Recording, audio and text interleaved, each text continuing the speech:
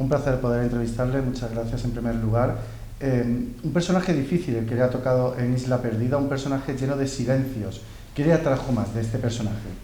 Well, in the beginning, the character is very mysterious.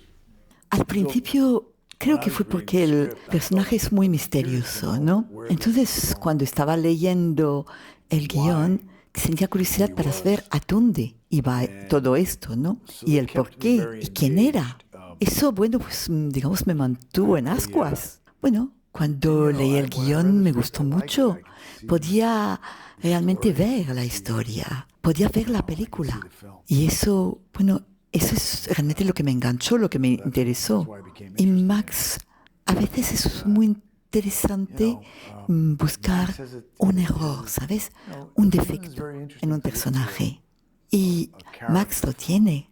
Y él lo que intenta es huir de ese terrible defecto, ¿no? Entonces, a mí me parece mucho más interesante. Esto se revela poco a poco, cuando vamos viendo quién es el personaje poco a poco, ¿no? Y también cuando el personaje va aprendiendo cosas sobre sí mismo a medida que pasa la historia. Porque claro, es un poco como lo que ocurre con nosotros, ¿no? Vas descubriendo cosas sobre ti mismo poco a poco, no es instantáneo nunca. Y eso me parece más real para un personaje también. Las cosas se descubren con el tiempo. Y Max, vamos aprendiendo quién es Max poco a poco, ¿no? Vamos aprendiendo la historia detrás de la historia. Y esta historia detrás de la historia se convierte en parte de la historia que contamos ahora. Max termina en la isla huyendo de qué, de su pasado o de sí mismo. ¿De qué cree usted? Well, he's running away from his past and with regrets about what he's done. Bueno, creo que huye de su pasado, sí, y también siente mucho lo que ha hecho antes, lo que hizo antes. Y creo que es lo mismo, en realidad, ¿no? Creo que huye de su pasado y de sí mismo también. Al fin y al cabo, no puede hacerlo, ¿no?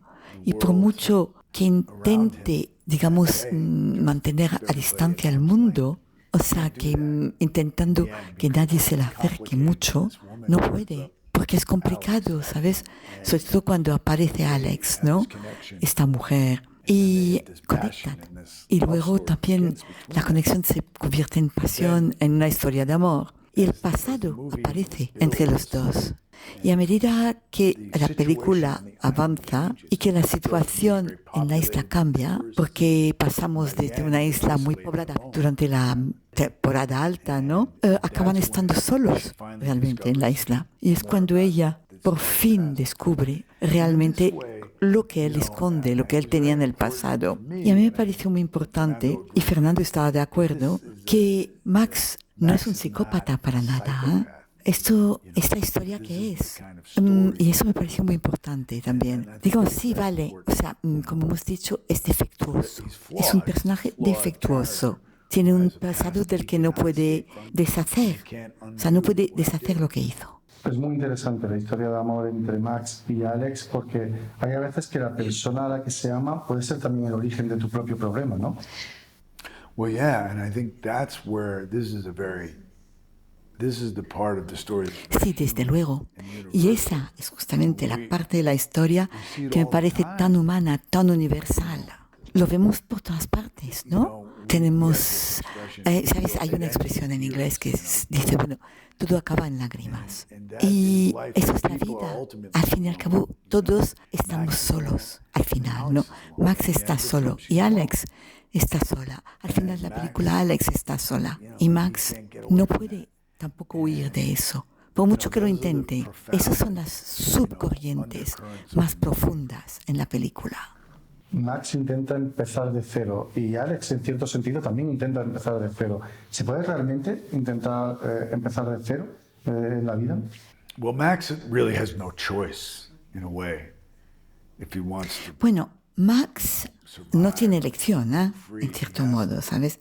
si quiere sobrevivir, si quiere ser libre, no le queda más remedio. Al menos él siente que debe empezar una vida desde cero. Pero estos son personas que intentan alejarse de su pasado, pero uno de ellos no puede hacerlo porque es un pasado demasiado sombrío. Y ese pasado tiene que volver al presente.